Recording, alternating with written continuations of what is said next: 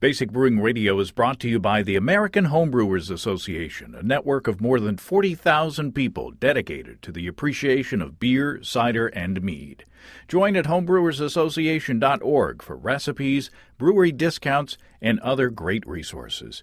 Homebrewersassociation.org. That's homebrewersassociation.org.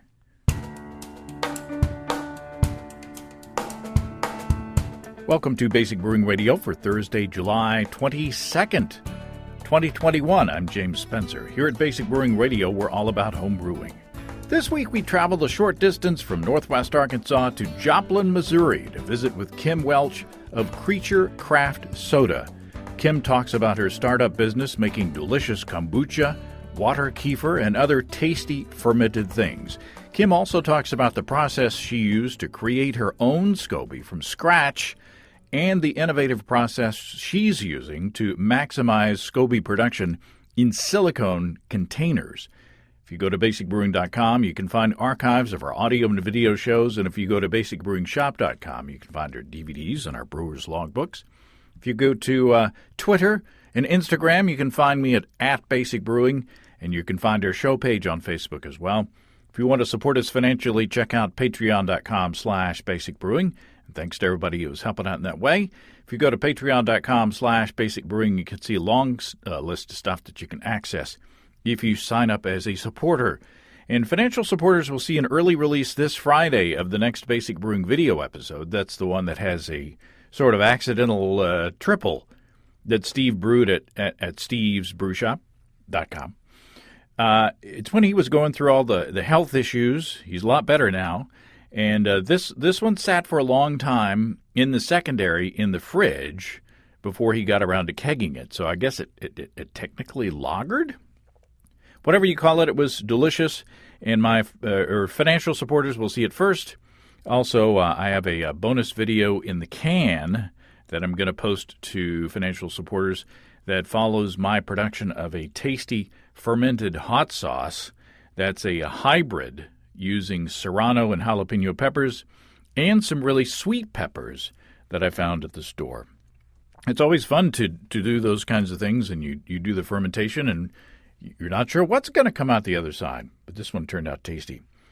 I've got ingredients to brew a beer this week based on Matt Giovanisi's perfect, quote-unquote, NEPA, or New England IPA. Of course, I can't leave recipes alone. I'm going to play with the recipe a bit.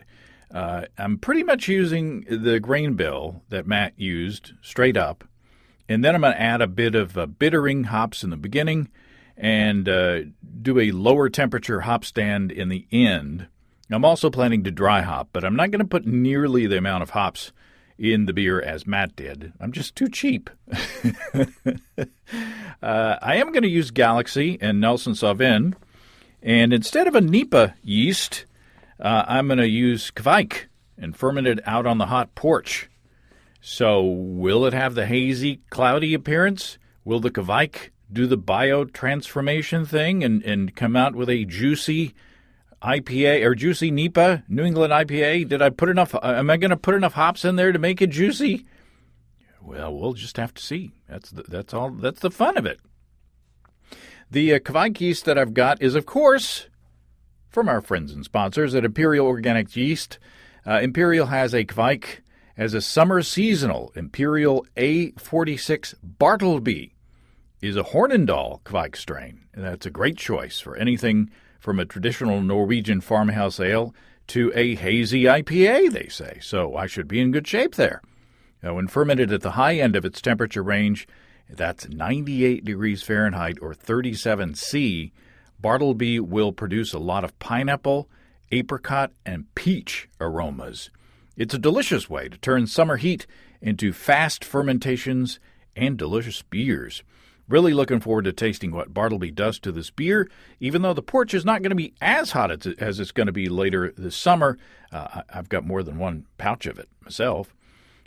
Also, don't forget to check out Imperial's YouTube channel. Just go on YouTube and search for Imperial Yeast, and you'll find a bunch of well-done and informative videos about yeast pitching and some tests, some home lab tests that you can do on your own beer there at your house.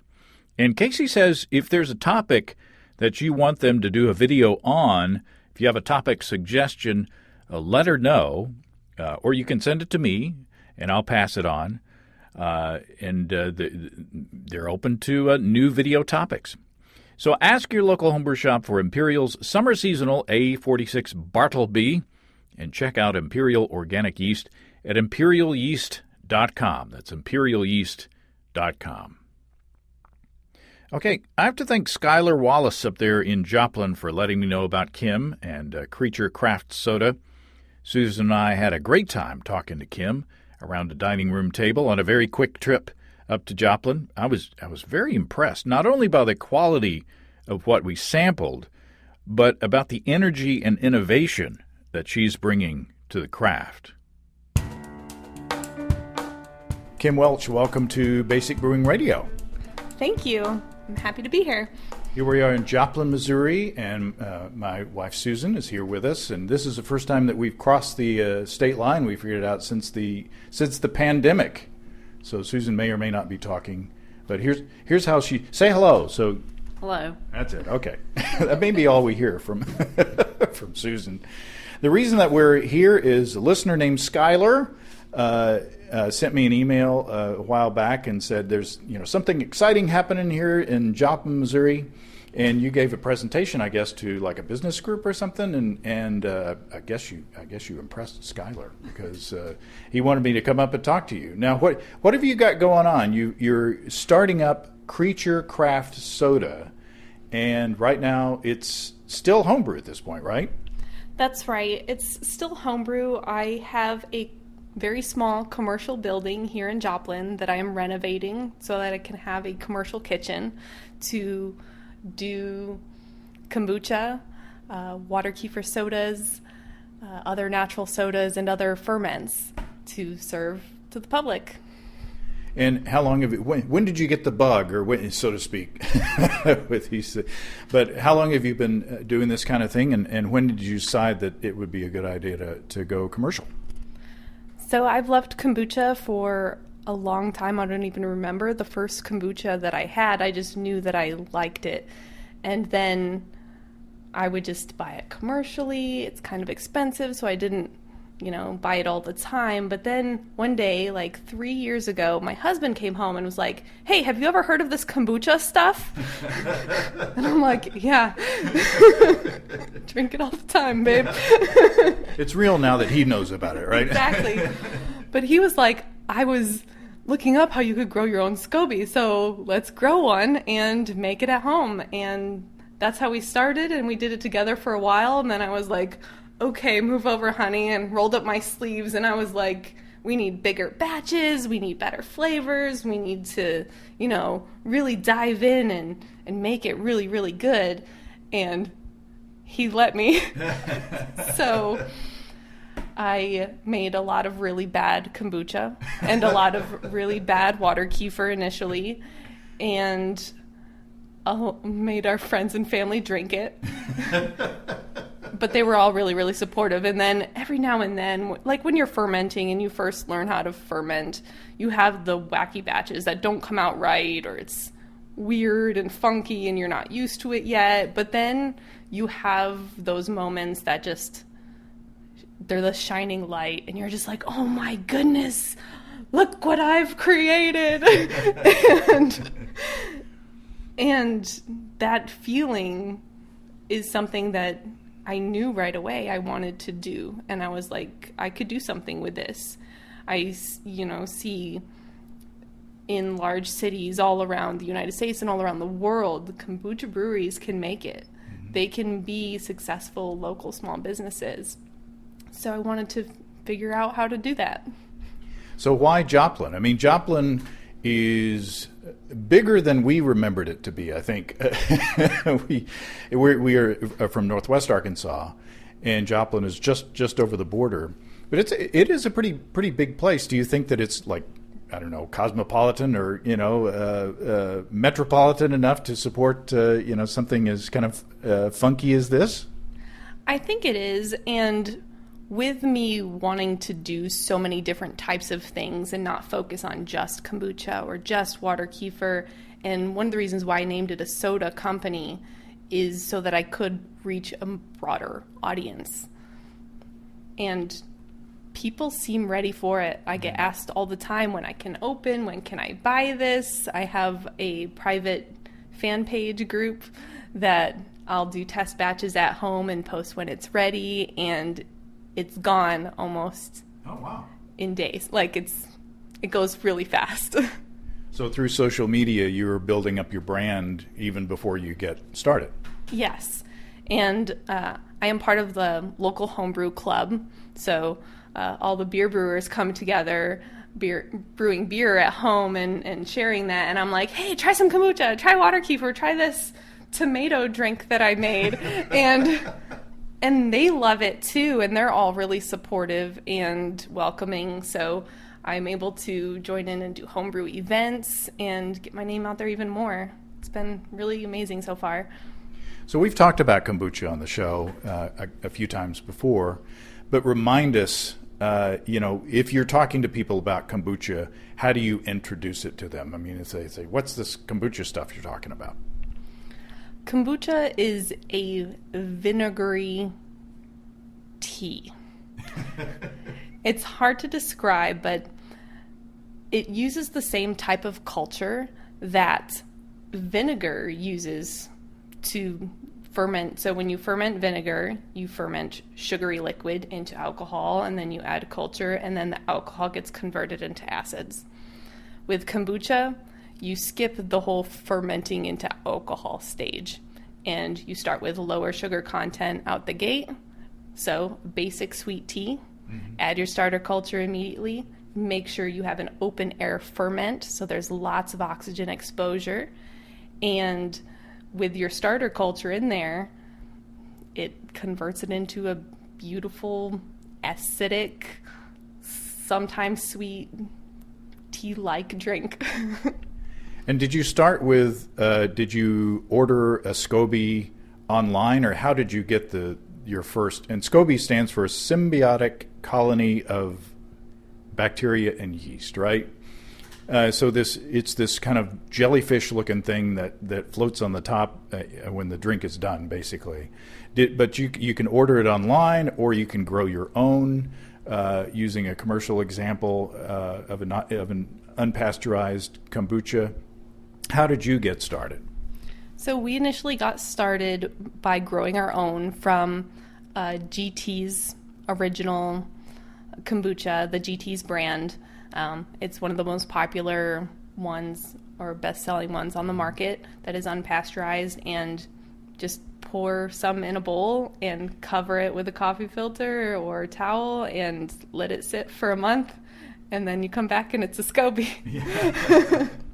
Yeah, it's amazing. I think that's the brand that I used. You look for if it's got a little scum in the top of the bottle, it's a good sign. Or a little stuff in the bottom of the bottle, it's a good sign. You can spend $20 to get a fully grown SCOBY on the internet, or you can just get a bottle of commercial stuff and put it in your sweet tea. What are your recipes like? How sweet is the tea? If somebody's thinking about doing kombucha, what are some tips that you can give them? I go right around a little over 1 cup per gallon, and I usually do at least a gallon batch at a time, and it equals out to just over a cup a gallon, and it seems to keep my cultures pretty happy. And what kind of teas do you use? Do you experiment with different kinds? I do. I used to do black tea exclusively and then had supply issues, and it got too yeasty, and then I was like, all right, well, I have some green tea, I'll try this. And whoa, it was so different in the way green tea ferments and just the stuff in it. It smelled a lot better than the black tea fermenting, and I really liked that aspect of it. I liked the clarity that you could get with green tea. I don't do just green tea. I also do a herbal ribose tea, which is like African redbush tea. So the flavors, when the ribose is cooked down, is very similar to a really good black tea, but it's completely caffeine free. And I have customers that are like, thank you so much for having something caffeine free. So I'm like, okay, this is a good thing. Like, we want to have that variety. So I also do like olive leaf tea. I have this crazy idea that I really want to try to do a tea out of oak leaves and make an oak leaf kombucha. So I want to try all sorts of things. You can. It doesn't have to be just one thing. Oh, this jar here, this is straight Concord grape juice with kombucha culture in it. So this is essentially becoming grape vinegar. But I can pull off some when it's really young and it's like this tangier Concord grape juice drink, which is really neat. Wow. I've tried a couple of batches of brewing beer or doing like a kettle sour kind of a thing with a SCOBY. The first time it worked really well. Second time, not so good. So it could be unpredictable, I guess. So you said you had some batches that didn't go so well before and you've got some samples here for us to taste. But talk about your brewing disasters before. What went wrong that you wish you had done better. There was one where I tried to, instead of hot steeping the tea, I tried to do like a cold brew tea. And there was some sort of contaminant in what I put in there because I ended up getting calm yeast infecting the brew, which completely takes over, and it's like this white milky thing. It doesn't ruin the flavor of kombucha, but it's not right. Like, there's something slightly off on that, and it was just funky and weird. I've had my rubber bands break and flies get in. Yeah. I mean, I am one of those people where, like, I check on my babies every day. So, like, I caught it really quickly, but fly got in there, and I guess I hadn't checked it in a couple days because I'd already saw, like, little tiny larvae, and I was like, no, and I had to throw that away. You can save it sometimes, like, depending. I haven't had any where it's completely undrinkable, but I'm like, if it's a little weird or a little off, I'm like, I'll just save it for me, and I won't share this with people.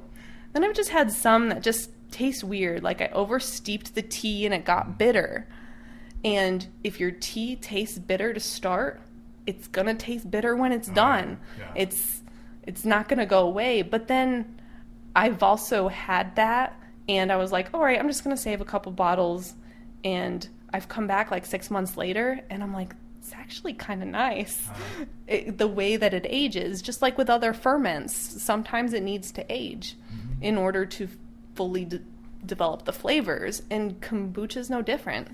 So that's kind of cool. Yeah, I guess it's probably tannins, isn't it, in the tea? And I guess tannins might be able to mellow over time. Sometimes I advise people, if they brew a batch of beer that didn't exactly go right, give it some time, before you throw it away. Maybe it'll turn out okay. Sometimes it doesn't work, but sometimes it does. So you've got some bottles here for us to sample some. What have you got? All right. This one here is my favorite. I call it a hop palmer because it's a hoppy, citrusy. I use a blend of 3 different types of hops and some lemon peel with a rooibos tea kombucha. So it's like an Arnold Palmer. Yes. It's not like John Palmer of the brewing world, our one of our favorite homebrew authors. But you've seen our YouTube videos where we've done dry hopped kombucha. So yes. This is very similar. This is very similar to what you have done, except I take a blend of the 3 different ones and the lemon peel, and I cold steep it, refrigerated for 2 to 3 days, and then I'll filter it out and carbonate it. Oh, that's really nice. It tastes familiar, as as Andy Griffith once said in a movie, but it's really good, and it tastes. If I can be bold enough to compare my stuff to your stuff, but it does taste a lot like my stuff. Mine is more. I think I went even more bitter, or even more sour. But you can. The tea really comes through on yours. It's a lot more delicate than mine. Mine, the hops were just in your face, and if you like that kind of a thing, it's good. But they definitely dominated the whole thing. It was just like a sour, hoppy drink. This is much more complex, and you can smell the tea, but you can also smell the hops, and you can taste the hops coming through. What do you think, Susan? Yeah, I taste tea, and it's kind of almost like a soft drink combination. Mm-hmm. It's really good. Yeah, good job. Thank you. This is one of those ones where kombucha does not always smell the best. And my husband especially is very sensitive to smelling his drinks before he drinks them. And a lot of people are, and being in the homebrew club, they're always sniffing it and giving me what they sense on the nose. And so I really wanted it to also have a good nose to it. And like you said, with the hoppy punch, I go for lower alpha acids in my hops. This one specifically has a blend of Mandarina Bavaria, Hallertau. I don't know how to say the last part of that. The middle fruit? Yeah, that one. And something a little heavier like Cascade in a smaller amount. And then pairing that with a fresh lemon peel, just the pith or just the zest part. Really just brings out all of these really yummy notes. And then it still has that acidic flavor that kombucha lovers enjoy too. It's not completely gone. And you can see, it gets really clear when you let it settle and age out a little bit, but then when it's fresh, it's very hazy and cloudy and still very good. Yeah. Very nice. I like that quite a bit. I'd pay for that. It's very refreshing, especially on a warm day. And there is the bitterness lingers, or the sourness lingers a little bit, but it's not it doesn't take the enamel off your teeth or anything. It's very nicely balanced. Very well done. Good job again. Thank you. So what are some other flavors that you've been playing with? So I have a little bit left of what I call Summer Classic, which is a green tea kombucha with chamomile and eucalyptus and lavender. So it's very light and refreshing, but the green tea-ness still comes through. I like to use a lot of herbs and spices, and if I'm adding fruit flavors in, it's going to be dehydrated fruits, or I try to keep my fruit juices that I'm adding in low, because it makes the kombucha more uncontrollable. So a lot of kombucha homebrewers are I have so much fizz, or it's over-carbonating, and it's that's because you have too much yeast and too much sugar. And the way that I brew keeps yeast very low, and then I also keep my sugar very low. So do you repitch the same scobies between batches, or how do you control for that? I mean, otherwise it seems like you would see kind of an evolution in the SCOBY over time. Yeah, so I have an approach. So if I do a 5-gallon batch, I'm going to do 1 gallon of starter and 5 gallons of sweet tea. So that gives me 6 gallons of liquid. Mix it all together, and then I'll pour off 1 gallon into a smaller vessel. That's my starter for my next batch. And then the rest into my other vessel for my main batch. And then I will weigh out a specific amount of actual SCOBY pellicle, which is the actual skin part, and put that into the brewing vessels to keep it under control. Okay. So that's it's almost like there's a technique in brewing called the Solera technique. I don't know if you are familiar, but it's like you put a batch of beer into a vessel to age, and then you pull some off, but then you replenish with more new. And so there's kind of like a little bit of the old and a little bit of the new in every batch. I'm not explaining it very well, but it's a blend that goes on over time. And it sounds like that in doing it this way, you can establish your own house culture, and it's probably a lot different from the original culture that you got from that commercial batch, however long ago. Yeah, it's very, very different because especially with a ribose tea, the culture forms differently. It's more of a clear culture initially. It has less texture to it. It's more smooth when it forms with the ribose specifically. And my green tea culture is actually a different type of culture that I grew completely from scratch, not from a kombucha starter at all, which is possible, which people don't think it's possible, but it is. So it's like quote unquote spontaneous fermentation. So people do brew lambics with just leaving wort out under a bush or under a fig tree or something like that. Is it something similar the way you do this? You just capture wild organisms? So the way that I completely grew my culture from scratch is I took grapes, red grapes, and I coated them in honey, raw honey. And I did a grape honey ferment, and it eventually fermented down into like grape wine. It was really, really funky, but then the intent was to make a grape vinegar, and you let your vinegars go long enough, a SCOBY will form, a pellicle will form. And that's just how you make vinegar. So once it forms naturally, you can take that and put it in a different medium. So I did that and transitioned it through several batches into a green tea medium, and now it's my green tea starter culture, and it's super strong. Wow. That's really cool. I haven't heard of anybody doing SCOBY from scratch with no starter whatsoever. Is that common? I mean, you didn't just come up with that yourself, did you, Kim? I mean, no, it's not common. And commercially speaking, health departments say you have to start from another starter culture.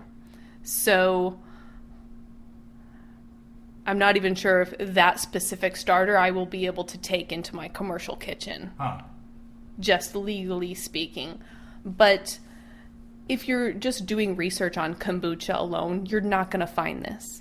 But if you're doing research on fermentation, and specifically vinegar fermentation, specifically with some sort of fruit and raw honey, because that's a very, very active and volatile fermentation with a lot of different natural yeasts and bacterias, then you're very likely to get a SCOBY growing on that when it's aged long enough. So, I mean, I didn't think it would happen because I was like, man, this has been going for months now and nothing's going on. But eventually I was like, look at that. There's a piece of SCOBY in there.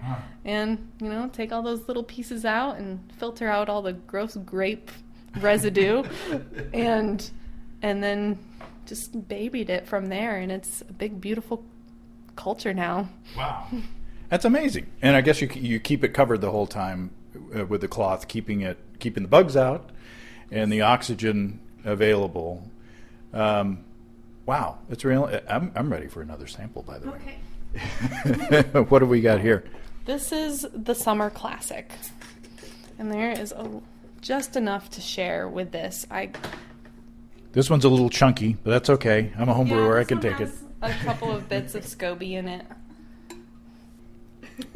That's nice. Again, very refreshing. It doesn't have the hop bitterness. Yeah, this one's not hopped. This one's not hopped at all. This has chamomile and eucalyptus and lavender in the second fermentation phase. So what do you mean by second fermentation phase? So just like in beer, how you could do first fermentations and secondaries, in kombucha there's the same process where you start with your core sweet tea or sweetened liquid and ferment it with the culture, and then you remove the culture and you can add flavors in and ferment it differently with flavors. There's a bag that keeps crawling away.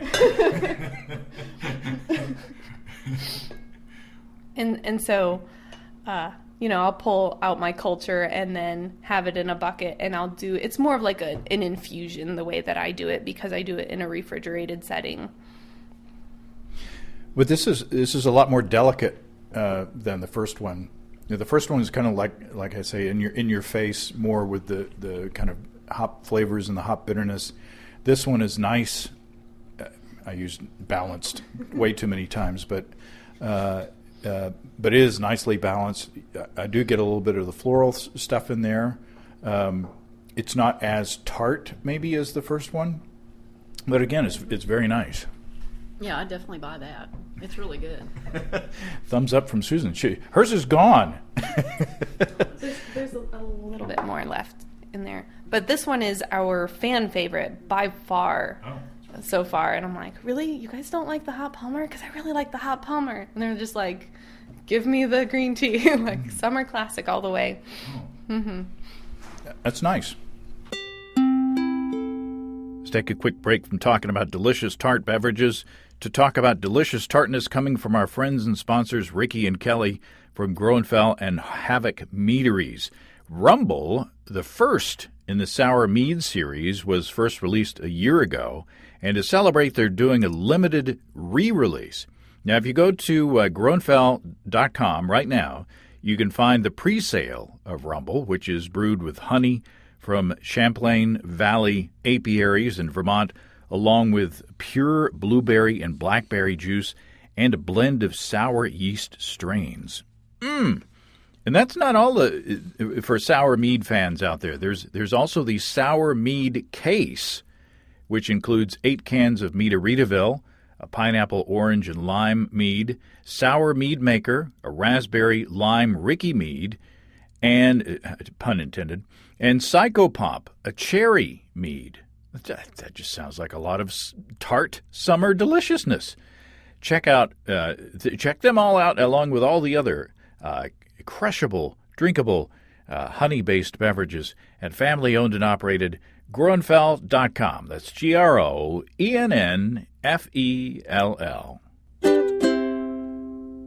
Okay, we're back. We had a surprise visitor at the door, but now we're back. And Kim brought out some fermented hot sauce with, talk about the hot sauce. I was about to describe it, but you should be talking about it.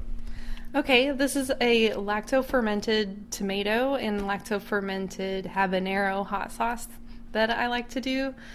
I ferment the tomatoes separately from the habaneros and then mix them together so I can control my heat level based on how they are.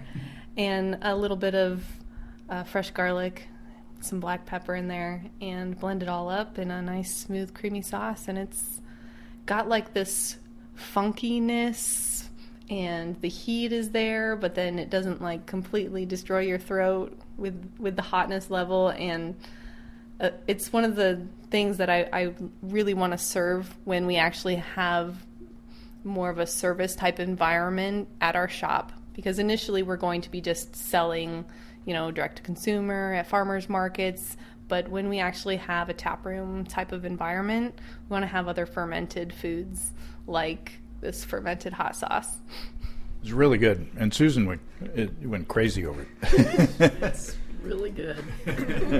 Yeah, I think I would that'd make a great base for a pasta sauce. Some spaghetti or any kind of pasta. That's delicious, and that's just like salt mixed with the vegetables and just allowing nature to take its course. Yeah, for tomatoes, I like to quarter my tomatoes and then do a 3 to 4% sea salt brine, or not brine, just sea salt. And then the tomatoes are so juicy that they create their own brine and make sure it's weighed down or in like a vacuum sealed bag, because tomatoes are prone to get the com yeast, the dreaded com. But you scoop it off the top and it doesn't really affect the flavor. But there's that. The habaneros aren't as juicy, so those will use a brine with water and salt and whatever other flavors. Yeah, I've been using vacuum sealed bags for fermenting vegetables and peppers and things, and those work really well. We had Sandor. Are you familiar with Sandor Katz? Yeah. Yes. He was on the show a few months ago. So name dropping here. That was really good. So what's in the glass now? So we're moving off of kombucha, and this is a water kefir soda. Are you familiar with water kefir? No. So it goes by several names, Typicose, Japanese water crystals, but I just call it water kefir. Some people say it's water kefir. They pronounce it different ways, but I say kefir. You could do it all sorts of ways. So this is, you take you do a sugar water, and you add these crystalline little structures in that are their own type of SCOBY. It's a different style of SCOBY, but they do house bacterias and yeasts, different types though, than kombucha, and it ferments the sugar water down. And this is flavored with wood sorrel and sour green apple. Oh. And so wood sorrel, if you're not familiar with that, is a common weed.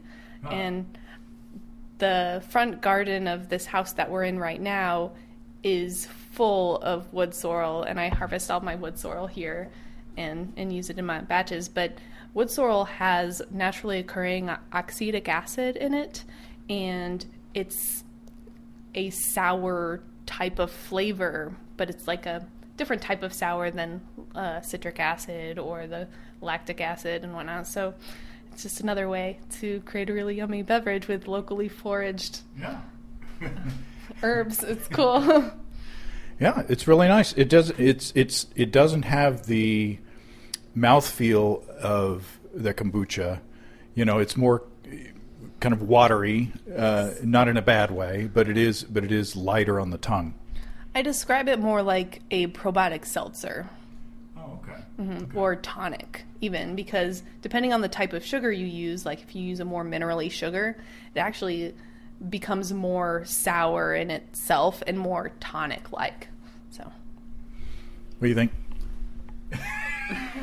It's good, and it's interesting because it smells kind of vinegary, but when you taste it, there's nothing like that. Yeah, it's not as tart as what we've been drinking. Mm-hmm. It's a nice palate cleanser. There's you said like a soda water. There is kind of like a tonic. Mm-hmm. There is kind of a tonic flavor to it, you know? Yeah, and that's actually the yeasts that are in it. It's a very yeasty ferment, actually. It can get over yeasted really, really quickly. But it has like slightly different strains. Than kombucha. It's hard to describe, but it is definitely more light. I have some fans that are not fans of kombucha at all. They don't like vinegar, they don't like acid, so they're going to go with something like this. And selling, the commercial example, would it be more carbonated? Yeah, it's some go more like a champagne style carbonation, and others is more like a soda style carbonation. I like it kind of in the middle. Mm-hmm. Yeah, it seems like it would make a nice mixed drink as well. A little gin in there. And yeah. And the probiotic count in something like a water kefir is much higher than kombucha, actually. Because, like, places say that kombucha is probiotic, and yeah, it's got some live bacteria, but what's really good about kombucha is all of the organic acids in it. What's really good about water kefir is all of the actual live probiotics and yeasts. So Skylar, in his original email, said that you talked about a brand new kombucha brewing process that utilizes silicone brewing containers that cause extremely interesting and efficient evolutions to your scobies. What does that mean? It's an interesting way to put it. Yeah, so in growing kombucha and experimenting with different things, I accidentally discovered that if you put kombucha or the start of your ferment into silicone is oxygen permeable, and the SCOBY will actually grow around the entire liquid to encompass the kombucha. You end up with like a kombucha balloon. Huh. So I was fascinated by this. It originally started because I wanted to make like little square scobies, and I was like, I'll just grow them rather than trying to cut them to see what happens.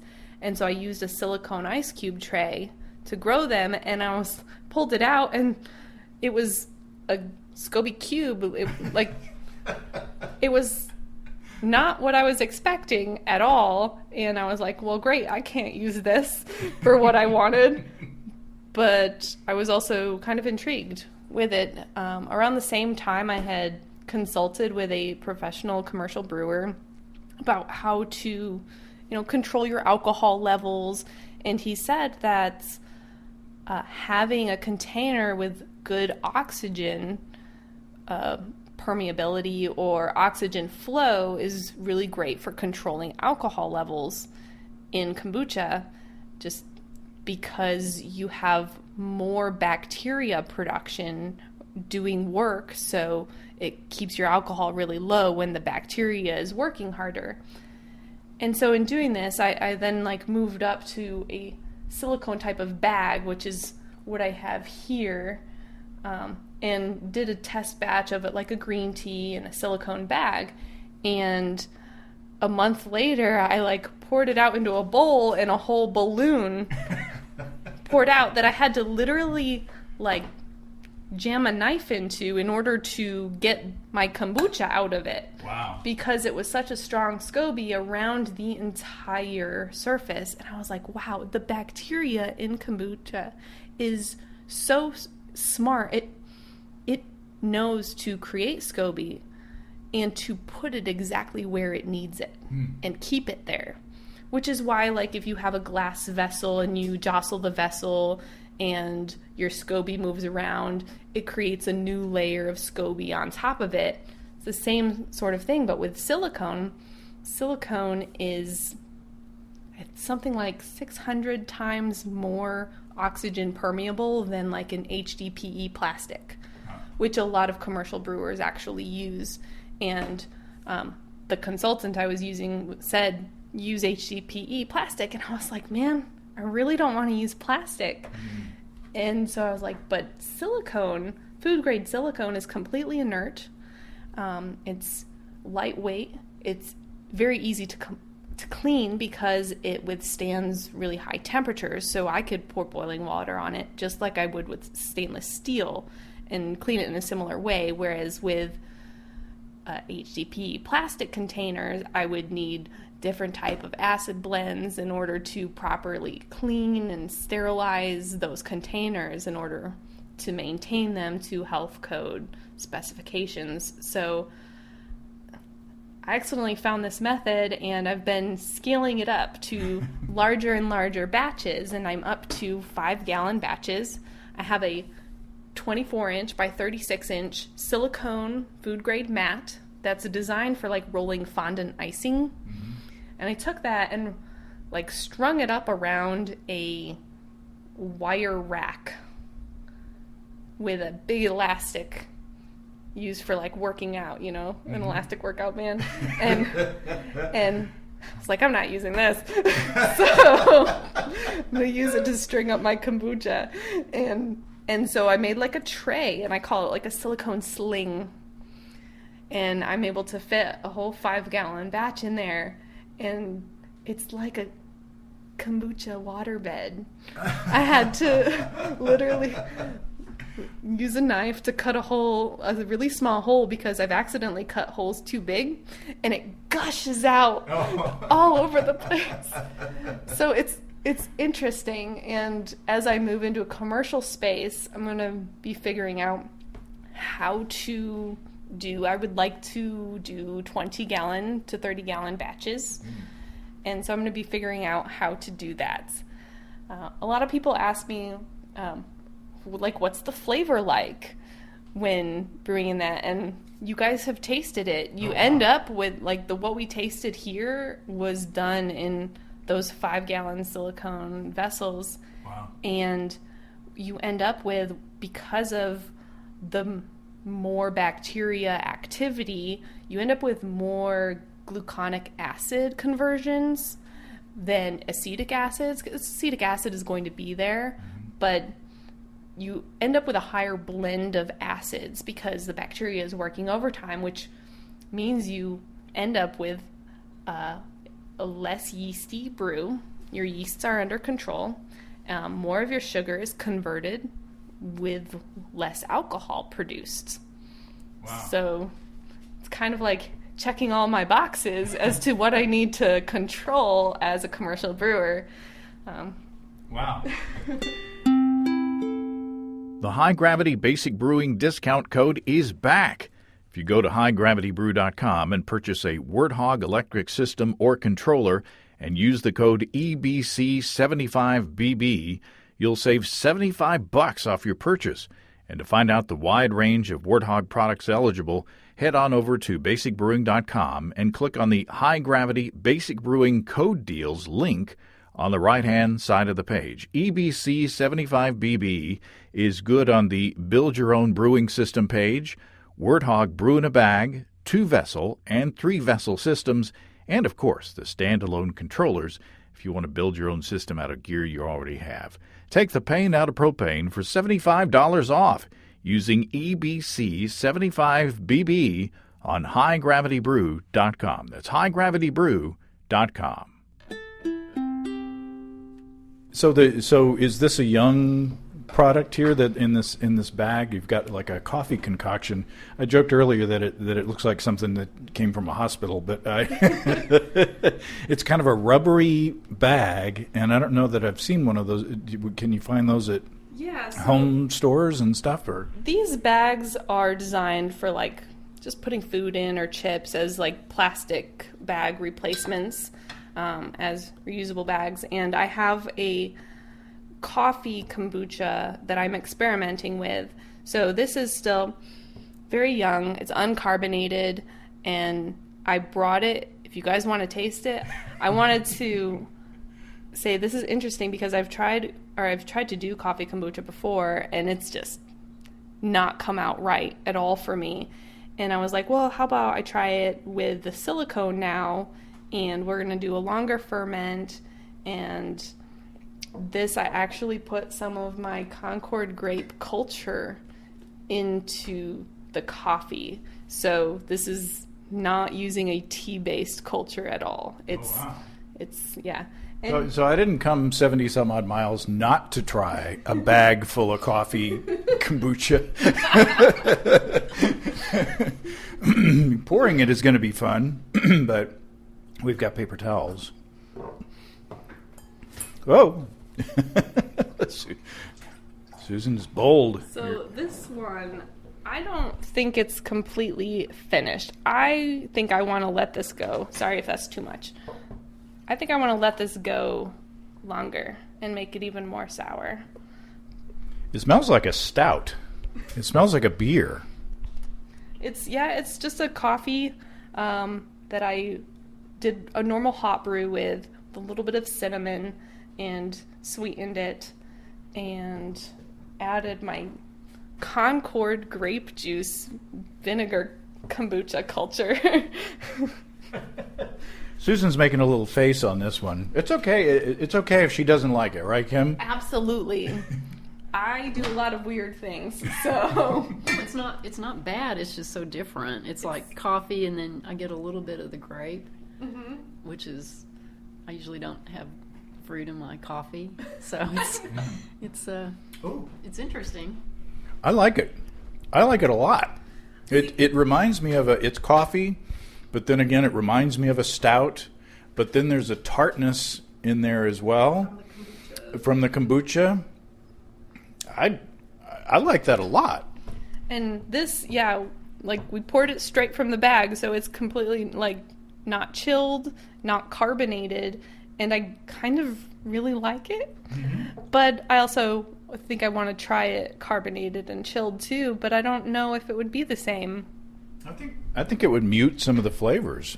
I don't think that it would be doing it a favor. I think that I like this just room temperature out of the bag.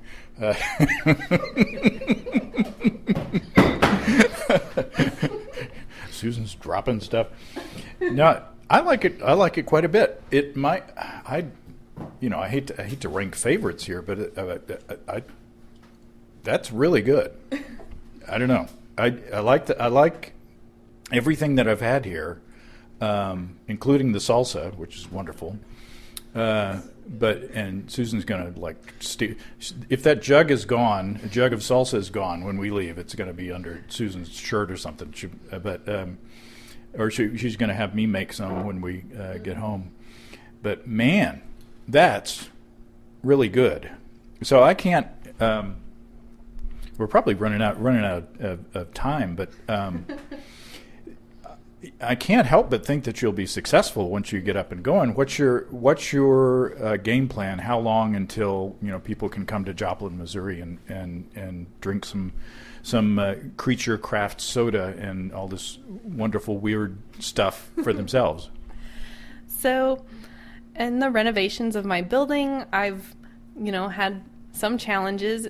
Right now is a weird time for construction and just finding materials for certain things. So I'm having a walk-in cooler installed. I'm getting quotes for a walk-in cooler door, and some of them are quoting me 2 weeks, and some of them are quoting me 2 months. So it just really depends on how my installation comes along. But I am doing homebrew events. So September 25th, there's Joplin Beer Fest, which I will be at with some of my samples. I'll have kombucha, water kefir, and a non-fermented soda also. I wish you the best of luck. And thank you very much to Skylar for letting us know about you. And I hope that we'll get to see you again. And I hope that you'll invite us back up when you get up and running, and we can taste the commercial version and see if it's as good as your homebrew. Thank you. I appreciate that. Well, thanks again to Kim. That really was a lot of fun. I just, you don't know what to expect when you go into these situations where you just, are emailing folks. But man, it was delicious. Everything that we have is delicious, and I'm just blown away of her ingenuity. And I'll post some pics on Instagram and Twitter of Kim and her silicone mat method of making kombucha-filled SCOBY balloons. It really is incredible looking, kind of weird and alien looking. So kudos again to Kim for all her hard work. If you have brewing suggestions, show suggestions, or just want to say howdy, write to James at basicbrewing.com or just fill out the contact form on basicbrewing.com. And please don't forget to tell us where you're from. Check out our mobile-friendly shop at basicbrewingshop.com. Thanks to everybody supporting us through our Patreon page. Special goodies coming your way. Check that out at patreon.com/basicbrewing. So until next time. Until then, thanks for listening, everybody. I'm James Spencer. Production help for Basic Brewing Radio and our website is provided by Kelly Dodson. Basic Brewing Radio is a production of Active Voicing. We'll talk to you next time, everybody. In the meantime, stay well and stay tuned. So long.